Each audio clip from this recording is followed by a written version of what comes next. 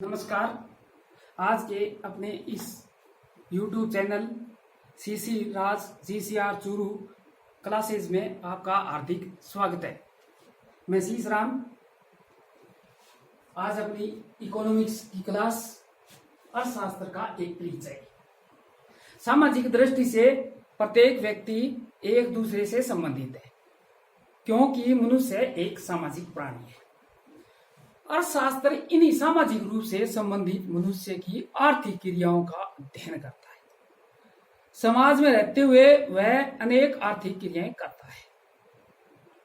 आवश्यकताओं की पूर्ति के लिए वस्तुएं खरीदता है, कृषि करता है, उद्योग लगाता है, उत्पादित वस्तुओं को बेचता है, नौकरी करता है, किसी कारखाने में काम करता है और पैसे लेकर सेवाएं भी देता है। यह सभी अर्थशास्त्र से जुड़ी हुई क्रियाएं मनुष्य द्वारा निर्मित समस्त कार्य संगठन का अध्ययन ही अर्थशास्त्र है। अपनी इच्छाओं की पूर्ति के लिए लोग विभिन्न क्रियाएं करते रहते हैं, जिन्हें दो रूपों में बांटा जा सकता है। एक तो होती है आर्थिक क्रियाएं, वो दूसरी होती है अनार्थिक क्रियाएं।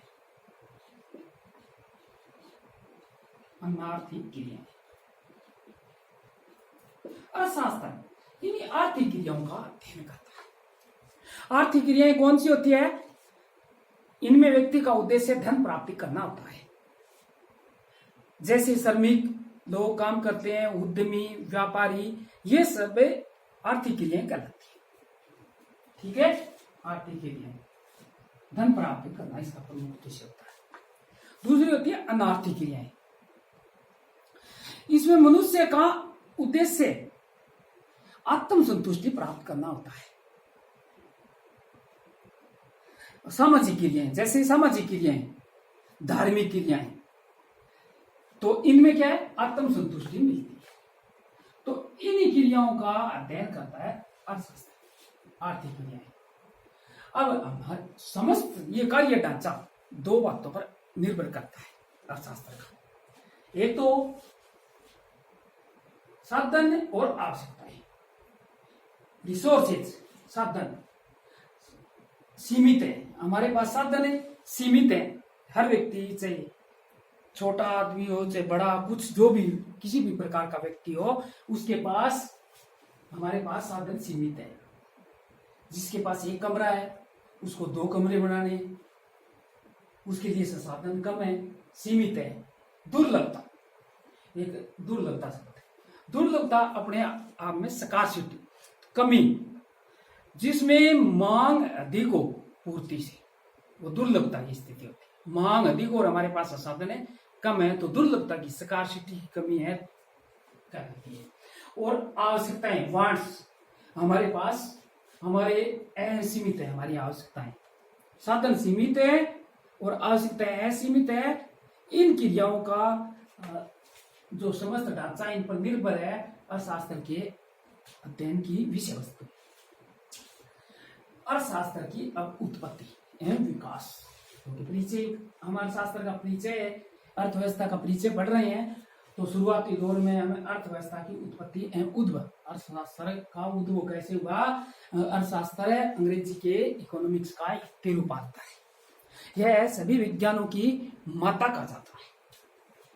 यह ग्रीक भाषा के दो शब्दों से मिलकर बना है।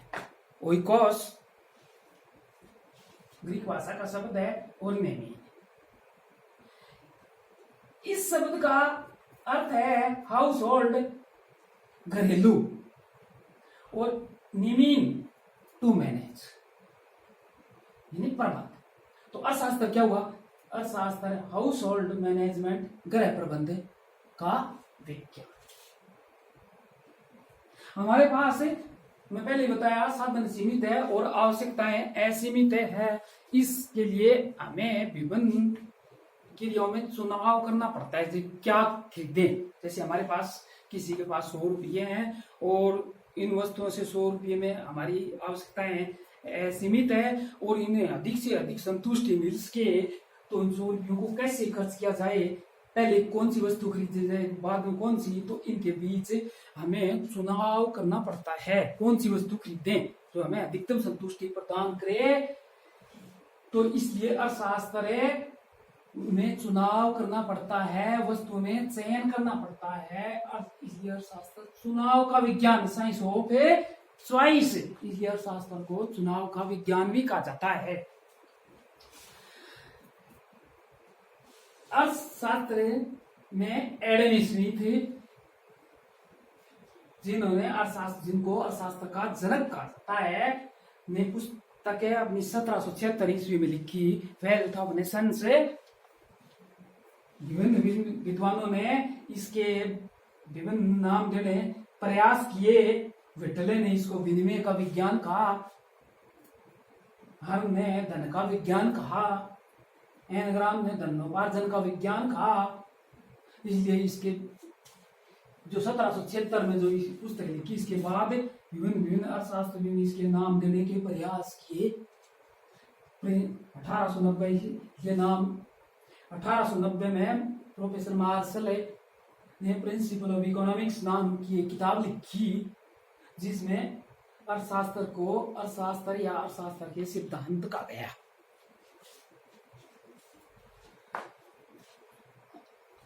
परिवार है विकासशील अर्थशास्त्र एक विकासशील एवं गतिमान विषय है। Subject is a dynamic subject, economics is a dynamic subject. क्यों? क्योंकि आर्थिक क्रियाओं की प्रकृति में निरंतर परिवर्तन है और क्षेत्र में निरंतर विस्तार हो रहा है। इसकी विशेषांगी क्षेत्र सीमाएं पहले न तो निश्चित थी और न आज तक निश्चित हो पाई है। इसलिए अर्थशास्त्र की परिभाषाओं में मतक्य का अभाव पा जाता है, यानी हर विद्वान ने, हर अर्थशास्त्री ने अलग अलग परिभाषाएं दी है, कोई एक मत नहीं है। श्रीमती इस संबंध में श्रीमती बारबुरा भुट्टा ने लिखती है कि whenever 6 economists are gathered, there are 7 opinions, यानी जहां 6 अर्थशास्त्री इकट्ठे होते हैं वहां 7 मत होते हैं। तो सबकी अलग अलग और एक अलग परिभाषा। तो परिभाषाओं में कोई विभिन्न प्रकार का कोई एक मत नहीं है, विभिन्न परिभाषाएं हैं। किन से? कि अर्थशास्त्र ने अपनी परिभाषाओं से गला घोंट लिया है, इतनी परिभाषाएं। जैकब वाइनर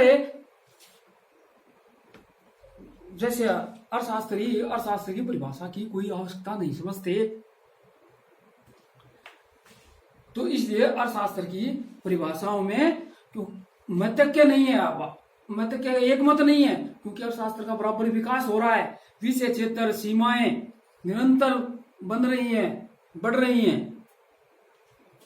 तो अर्थशास्त्र के संबंध में ये हुआ हमारा उत्तर, अर्थशास्त्र का उत्पत्ति एवं उद्भव से संबंधित। अब हमारा परिभाषाओं से संबंधित, मैंने पहले बताया है अर्थशास्त्र की परिभाषाओं के संबंध में एक मत है।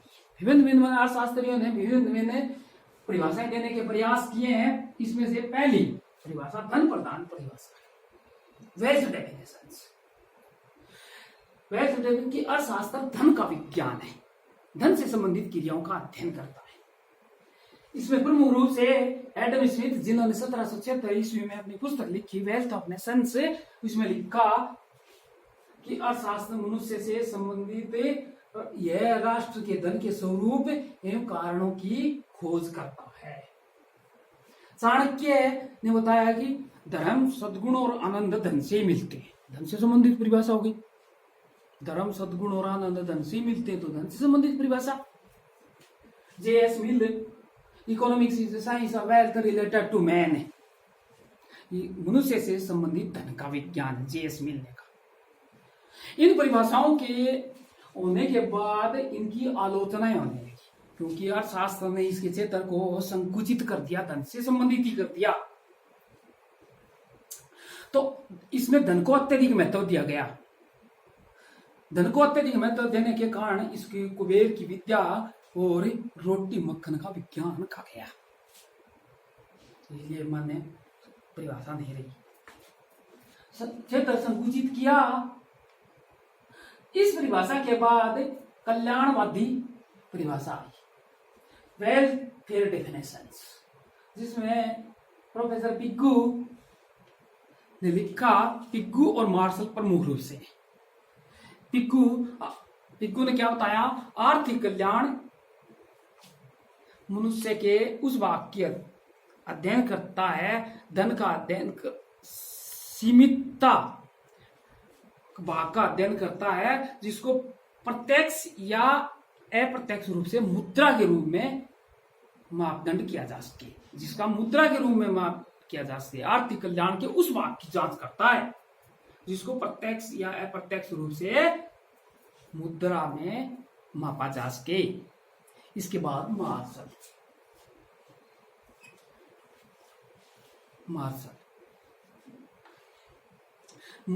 ने बताया कि मनुष्य के आर्थिक भाग का वह अध्ययन है जिसे साधारण व्यावसायिक क्रियाओं का अध्ययन करता है। यह व्यक्तिगत और सामाजिक कार्यों के उस भाग की जांच करता है जो व्यक्ति से आर्थिक कल्याण से संबंधित है।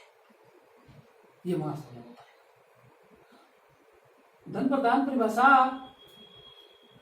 वेल्थ डेफिनेशन, उसके बाद कल्याणवादी अर्थशास्त्र की परिभाषा, कल्याणवादी अर्थशास्त्र या कल्याणकारी परिभाषा, मार्शल और पिग्गू की दुर्लभता।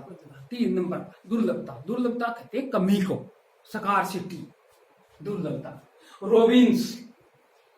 रोबिन्स ने बताया कि अर्थशास्त्र है वह विज्ञान है जो मानव व्यवहार का अध्ययन शब्दों व वैकल्पिक उपयोग वाले सीमित साधनों के संबंध में करता है।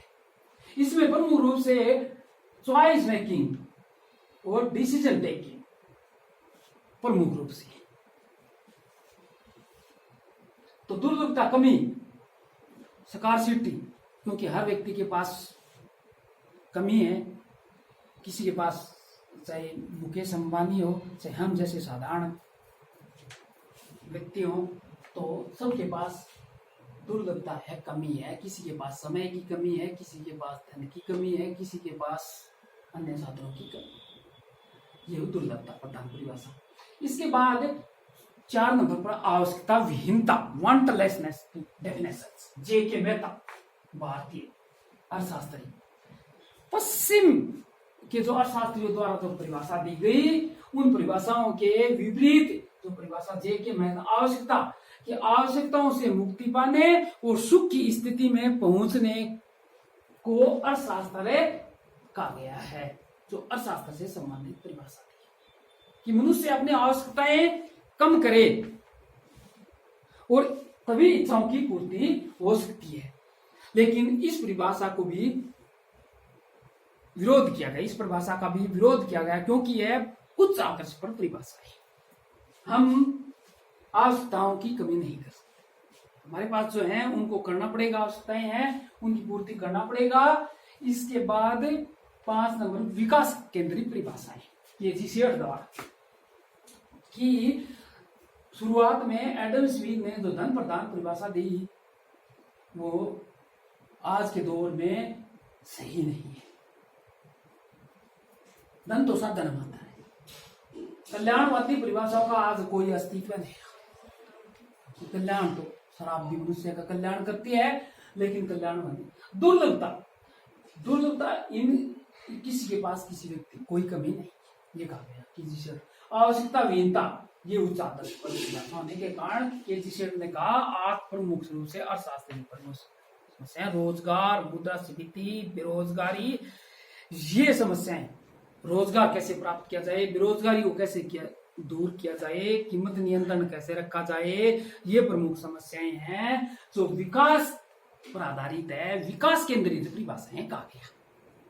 तो आज हमने पढ़ा कि हमारे पास साधन सीमित हैं और आवश्यकताएं सीमित है। अर्थव्यवस्था की उत्पत्ति पढ़ा हमने कि ग्रीक भाषा के 2 शब्दों ओइकोस और नेमीन से मिलकर बनी है। ओइकोस का मतलब है हाउस होल्ड, घरेलू, और नेमीन का मतलब है प्रबंध। तो अर्थशास्त्र एक गृह प्रबंध का विज्ञान है। अर्थशास्त्र में हमें विभिन्न वस्तुओं के बीच चयन करना पड़ता है, विभिन्न साधनों में हमें चयन करना पड़ता है, इसलिए इसको चुनाव का विज्ञान भी कहा जाता है।